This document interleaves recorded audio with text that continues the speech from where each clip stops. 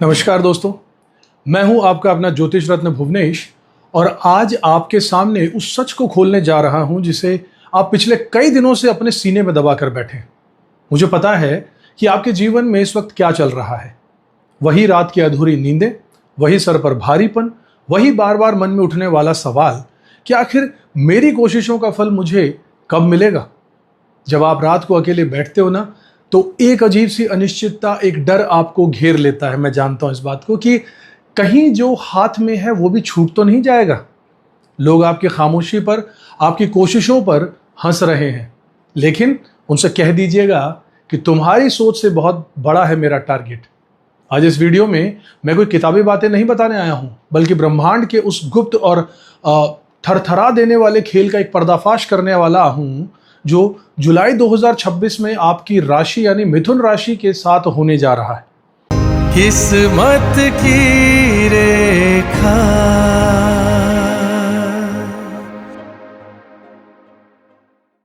देखिए साथियों, ग्रहों की चाल इस महीने ऐसी करवट ले रही है कि आपके जीवन में एक बहुत बड़ा यू टर्न आने वाला है। एक तरफ जहां धन का महासागर हिलोरे मार रहा है, वहीं दूसरी तरफ पीठ पीछे कोई बहुत बड़ा जाल बुन रहा है। क्या आप तैयार हैं उस सच का सामना करने के लिए जो आपकी रातों की नींद उड़ाने आ रहा है? इस वीडियो को अंत तक बिना पलक झपकाए देखिएगा, क्योंकि एक एक शब्द आपकी जिंदगी की दिशा और दशा दोनों को बदलने वाला है। मिथुन राशि के मेरे दोस्तों, आपके जीवन की कहानी इस महीने को सस्पेंस थ्रिलर की तरह शुरू होने जा रही है। इसकी असल वजह है आपके खुद के राशि के स्वामी आपके लग्नेश बुध देव 7 जुलाई से लेकर 24 जुलाई तक का वो समय लेकर आ रहे हैं जब कालचक्र का सबसे खतरनाक और सबसे तेज गति के से पासा पलटने वाला, सबसे तेज गति से पासा पलटने वाला ग्रह बुध वक्रीय होते होते पतित अवस्था में भी जा रहे हैं। ज्योतिष की दुनिया में जब कोई लग्नेश पतित होकर सीधे आपकी ही राशि यानी आपके ही प्रथम भाव में आकर गिरता है तो वो जिंदगी को हिलाकर रख देता है। बुध को लोग छोटा समझते हैं, लेकिन ये वो ग्रह है जो देखन में छोटा लागे, घाव करे अति गंभीर। ये वाली कहावत यहां पर सच हो जाती है। ये पतित बुध राहु के छलावे और सूर्य के प्रचंड ताप से पूरी तरीके से प्रभावित है, जिसके कारण 7 जुलाई से लेकर 24 जुलाई के बीच में आपके जीवन में अप्रत्याशित अनिश्चितताओं का एक ऐसा तूफान आ जाएगा साथियों कि आप खुद हैरान रह जाएंगे कि अचानक से ये क्या हो गया। इसी बीच 14 जुलाई को आपके ही लगन में एक भयंकर सूर्य और चंद्रमा का अमावस्या योग भी बनने जा रहा है, जो आपके आत्मबल पर गहरी चोट करने की कोशिश करेगा। लेकिन ठहरिए, कहानी में सिर्फ अंधेरा ही नहीं है। इस थ्रिलर का सबसे बड़ा सस्पेंस यह है कि देवगुरु बृहस्पति पिछले महीने से ही आपके धन भाव यानी दूसरे घर में उच्च के होकर बैठ गए हैं। ये ज्ञान के देवता हैं और जब ज्ञान का देवता उच्च का होता है तो उसके सामने बड़े से बड़ा अंधकार भी घुटने टेक देता है साथियों। 16 जुलाई को जब ग्रहों के राजा सूर्य देव भी मिथुन से निकल कर्क राशि में आकर गुरुदेव के पास पहुंच जाएंगे तो वहां पर एक अद्भुत शिव राज योग का निर्माण हो जाएगा। एक तरफ आपकी बुद्धि भ्रमित हो जाएगी तो दूसरी तरफ धन का महायोग आपका रास्ता देख रहा होगा। इस विरोधाभास का जो खेल बन रहा है, इस खेल को जो समझ जाएगा साथियों, वो बाजी मार ले जाएगा। अब सीधे बात करता हूं उस चीज की जो इस वक्त आपको सबसे ज्यादा परेशान कर रही है, वो है आपका स्वास्थ्य। जी हां, जब लग्नेश पतित होकर पहले भाव में बैठेंगे तो आपकी रोग प्रतिरोधक क्षमता, आपकी इम्यूनिटी पर इसका सीधा सा हमला होगा। मुझे पता है कि पिछले कुछ दिनों से आप वैसे भी एक अजीब सी कमजोरी, नसों में खिंचाव, डाइजेशन की समस्या से जरूर जूझ रहे होंगे। जुलाई के शुरुआती इन दिनों में आपको सरदर्द, नसों की समस्या, एसिडिटी और बेवजह की एंजाइटी यानी चिंता बिना बात की खाई जा रही होगी, यानी घबराहट का सामना करना पड़ रहा होगा। और ऐसा करना भी पड़ेगा। सबके लिए ना सही, भाग्यशाली वो लोग जिन्हें कुछ अच्छे ग्रह मिले अपनी कुंडली में, ये तो कुंडली के विश्लेषण के बाद ही पता चलेगा। 5 जुलाई को जब पंचमेश यानी 5th हाउस के मालिक शुक्र देव आपके तीसरे घर में केतु के साथ जाकर बैठेंगे तो खान पान की गड़बड़ी के कारण आपका लीवर और पेट बुरी तरीके से प्रभावित हो सकता है, विशेषकर तब जब आप किसी यात्रा पर जा रहे होंगे। महीने के बीच के दिनों में यानी कि 11 तारीख से लेकर 20 जुलाई के बीच में गले की कोई तकलीफ, कफ, आंखों में जलन, ऐसी समस्याएं अचानक से उभर सकती हैं। इसके पीछे का असली वैज्ञानिक और ज्योतिषीय कारण यह है साथियों कि आपका मंगल इस वक्त 12वें घर से गोचर कर रहा है और 12वां मंगल और पतित लग्नेश मिलकर दुर्घटनाओं का एक योग बना रहे हैं। आप सीढ़ियों से उतर रहे हैं या सड़क पर चल रहे हैं, अचानक से पैर फिसल जाना या फिर ठोकर लग जाना इस महीने बहुत ज्यादा मुमकिन है। इसलिए जोश में होश मत खोइएगा। कोई एडवेंचरस ट्रिप पहाड़ों पर प्लान करने में इस बारे में बिल्कुल मत सोचिएगा फिलहाल तो।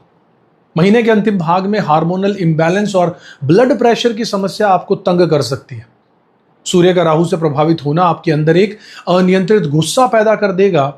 आप सही होंगे लेकिन आपका लहजा इतना उग्र हो जाएगा कि लोग आपको गलत समझने लग जाएंगे।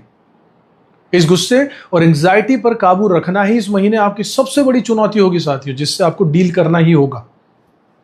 जो लोग नौकरी पेशा हैं उन लोगों के लिए यह महीना किसी अग्नि परीक्षा से कम नहीं है। और मैं आपको ये डराने के लिए नहीं बल्कि आपको जागरूक, आपको सचेत करने के लिए कह रहा हूं। आपके करियर में 10वें भाव में शनि देव विराजमान है, जिन्हें कुछ लोग कंटक शनि भी कहते हैं। लेकिन असली खेल जुलाई के अंत में शुरू होने वाला है, जब 27 जुलाई को शनिदेव आपके 10वें भाव में वक्रीय हो जाएंगे और पूरे 30 साल के कालचक्र में शनि का इस घर में यह आखिरी वक्रीय प्रभाव होगा।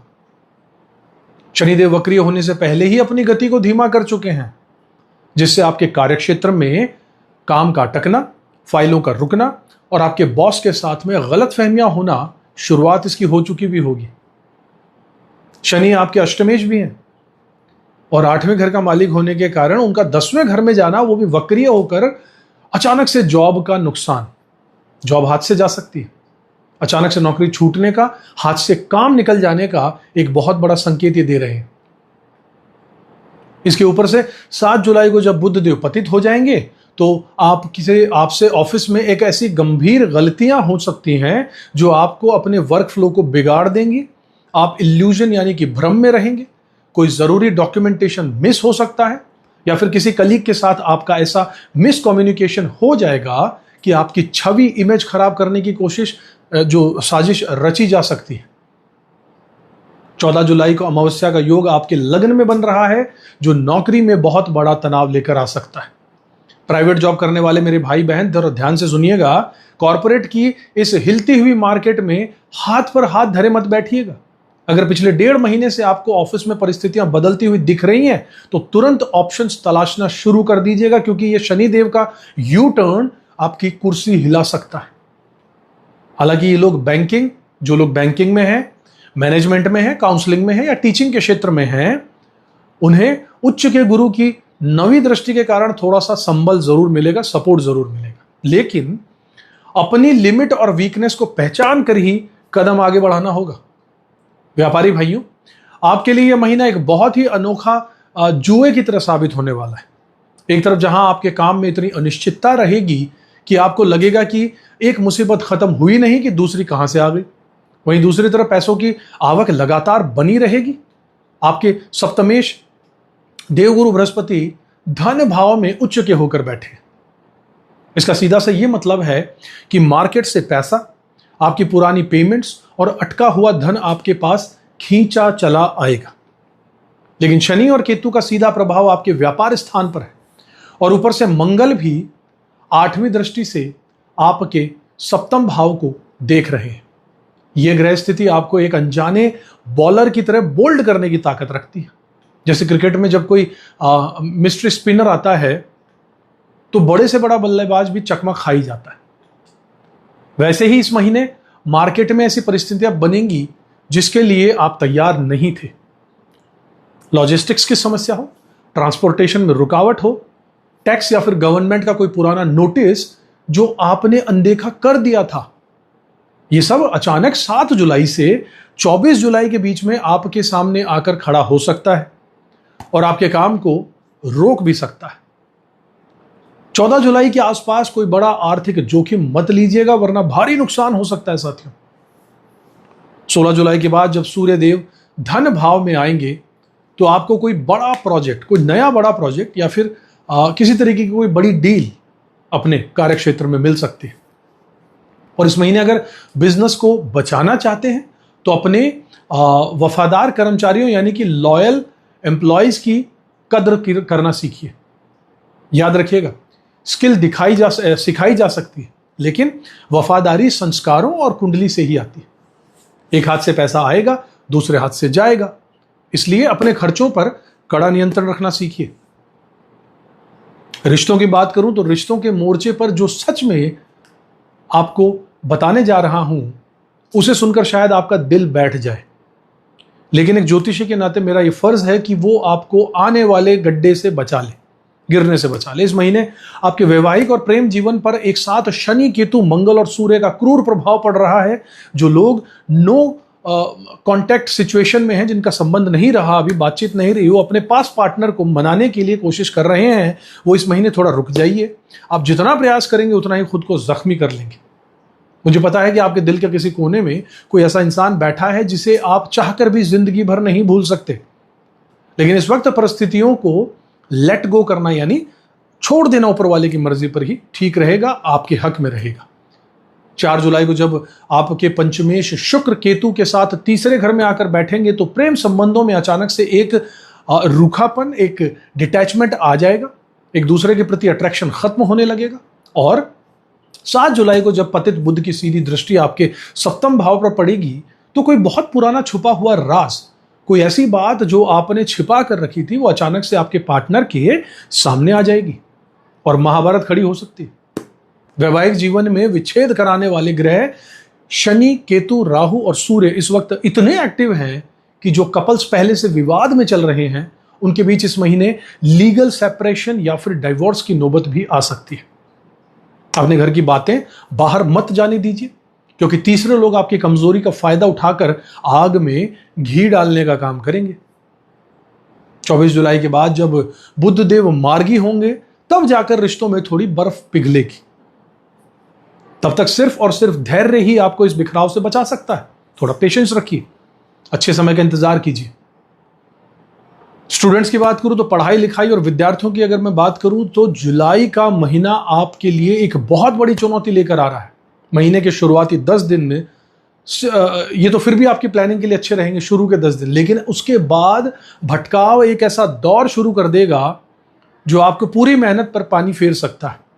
आपके 5वें घर के स्वामी शुक्रदेव केतु के साथ में बैठे हैं, जो आपकी बुद्धि को भ्रमित करेंगे। आपकी रिटेंशन पावर यानी कि याद रखने की क्षमता इस महीने अचानक से कम हो जाएगी। आप किताब खोलकर बैठेंगे, लेकिन आपका दिमाग कहीं और भटक रहा होगा। सोशल मीडिया, दोस्तों के साथ फालतू का समय गंवाना और एडिक्शन इस महीने आपकी एकाग्रता को पूरे तरीके से भंग कर देंगी। अगर आपका कोई एग्जाम जुलाई के मिड में है, मध्य में है, तो आपको अपनी मेहनत दुगनी करनी पड़ेगी, क्योंकि भाग्य का साथ सिर्फ 70% के आसपास ही मिलने वाला है। बाकी का रास्ता आपकी कड़ी मेहनत ही तय करनी होगी। देखिए 27 जुलाई को जब शनिदेव वक्रीय यानी उल्टी चाल चलना शुरू करेंगे तो आपके असाइनमेंट्स, आपके प्रोजेक्ट्स और आपके एडमिशन से जुड़े हुए काम आखिरी वक्त पर अटक सकते हैं। इसलिए मेरी बात मानिएगा, जो भी जरूरी काम है उन्हें महीने के शुरुआती हफ्ते में ही निपटा लीजिएगा। जो छात्र नई नौकरी या किसी प्रतियोगी परीक्षा के परिणाम का इंतजार कर रहे हैं, उनके लिए 16 जुलाई के बाद का समय थोड़ा सकारात्मक बदलाव लेकर आ सकता है, बशर्ते कि आप अपनी बनाई हुई प्लानिंग को केवल कागज पर न रखकर असल जिंदगी में उसे लागू कर शुरू भी करें। ये बहुत जरूरी है। तो मेरे मिथुन राशि के दोस्तों, जब परेशानियां इतनी ज्यादा बड़ी हों तो उनके समाधान भी उतने ही अचूक और शास्त्रों पर आधारित होने ही चाहिए। कोई जादू टोना या रातों रात अमीर बनाने वाला ढोंग आपके प्रारब्ध को नहीं बदल सकता, लेकिन ये उपाय आपकी नकारात्मकता की तीव्रता को बहुत कम जरूर कर देंगे। सबसे पहले इस पूरे महीने आपको भगवान गणेश की शरण में जाना चाहिए। तंत्र शास्त्र में गणेश जी को सबसे शीघ्र प्रसन्न करने वाले देवता के रूप में माना गया है। हर बुधवार के दिन अपने घर में स्थापित गणेश जी की मूर्ति पर शुद्ध सिंदूर अर्पित कीजिए, उन्हें दुर्वा यानी घास, दूब घास, इसकी माला चढ़ाएं और मोदक का लड्डू भोग लगाएं। इसके साथ ही बुधवार की शाम को एक 4 मुखी दीपक यानी जिस दीपक में 4 लौ एक साथ होती हैं, उसे जलाइए और उस दीपक के अंदर एक पूरी साबुत सुपारी डाल दीजिए। दीपक के सामने बैठकर आपको भगवान बुद्ध के बीज मंत्र ओम ब्राम ब्रीम ब्रोम सह बुद्धाय नमः, इस मंत्र का 108 बार जाप जरूर करना है। और साथ ही गणेश जी के परम कल्याणकारी मंत्र ओम शुभ प्रदाय नमः, इसकी भी एक माला का जाप अवश्य कीजिएगा। हर बुधवार को किसी स्थानीय गौशाला में जाकर अपने हाथों से हरी घास या हरा चारा गायों को जरूर खिलाइएगा। और इसके अलावा देवों के देव महादेव की असीम कृपा पाने के लिए एक तांबे के लोटे में गंगा जल लीजिए, उसमें साबुत हरे मूंग कुछ दाने डालिए और शिवलिंग पर ओम महादेवाय नमः या ओम नमः शिवाय का जाप करते हुए अभिषेक कीजिएगा।